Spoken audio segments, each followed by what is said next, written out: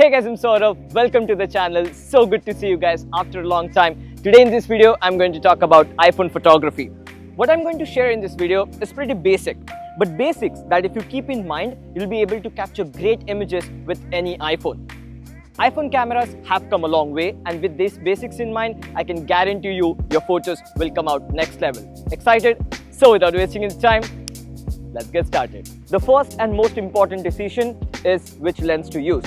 Now, depending on the iPhones you use, the lenses might vary. Usually, iPhones come with a standard lens and an ultra-wide lens. The Pro models also come with a telephoto lens as well. I love to use the zoom lens, not only because of the extra zoom range, but also because of the compression. It gives you the equivalent focal length of about 85 or 120 millimeters, depending on which iPhone model you're using. The standard lens is great overall. The equivalent focal length is 24 millimeters, great for overall shots. The reason why I love using the standard lens is because of the quality. The wide angle and telephoto lenses are good quality lenses, but the standard lens has the best image quality out of all the three lenses. If you're shooting in low light and image quality is the top priority, I would definitely prefer standard lens over the others.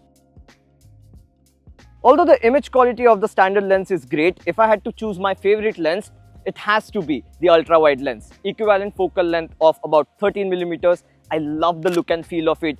Great for landscape images. One thing to keep in mind while using the wide-angle lens is objects that are at a distance are going to appear much smaller, and depending on how you tilt your iPhone, you're going to get distortion. If you're going for that look, that's great. There's nothing wrong with it. But if you don't want any distortion, try to keep your iPhone as vertical as possible. Telephoto lenses make distant subjects appear bigger and closer. Now, one of the misunderstandings I want to clear is you can capture tight shot with the standard lens and wide shot with the telephoto lens. But depending on which lens you're using, the look and feel of the images are going to change. The most important decision when you're taking photos with your iPhone is going to be which lens you're using. And there is no right answer to it. It's going to be a subjective decision.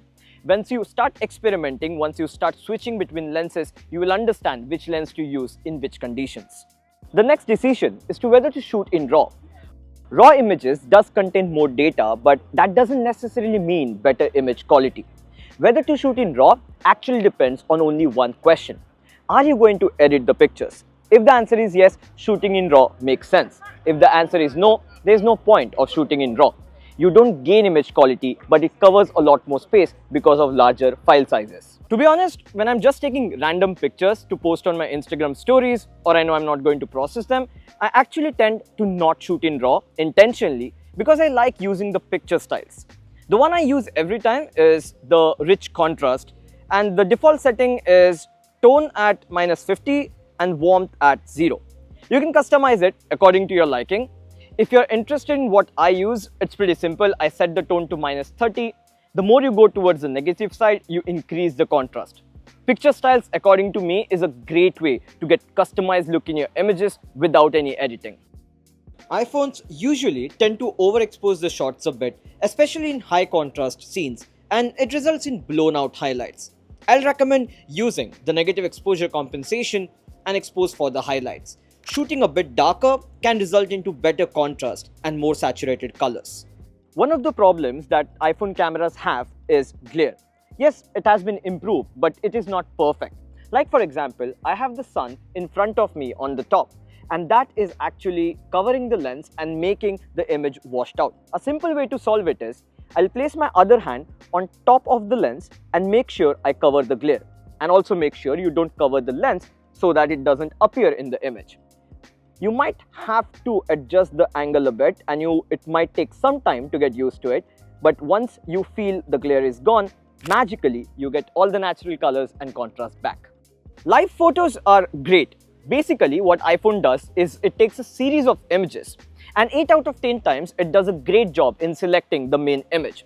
Sometimes it's a hit and a miss, but the good thing is you can manually select the main image. I usually keep my live photos turned on. Reason number one being it doesn't take a lot of additional space and it doesn't affect the image quality. I also use live photos to click long exposure images. It's a pretty common trick.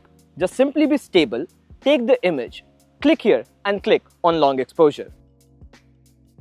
Pro tip, when you're shooting long exposure images, shoot a bit wider because the final result is cropped in compared to the original image. When it comes to aspect ratio, I usually tend to shoot at 4:3.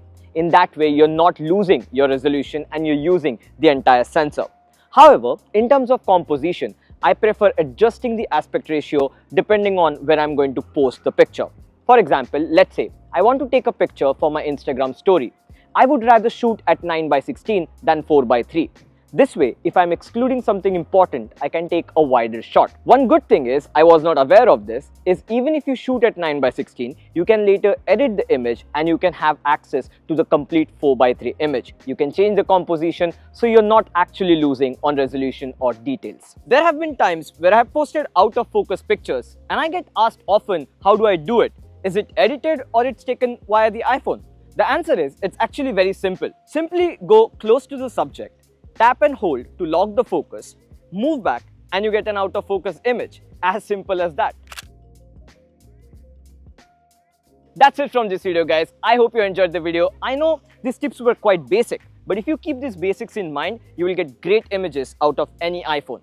Hope you enjoyed the video. Hope you got to learn something from it. If you did, press the like button, subscribe to the channel for more such content. I'll talk to you guys in the next one. Bye.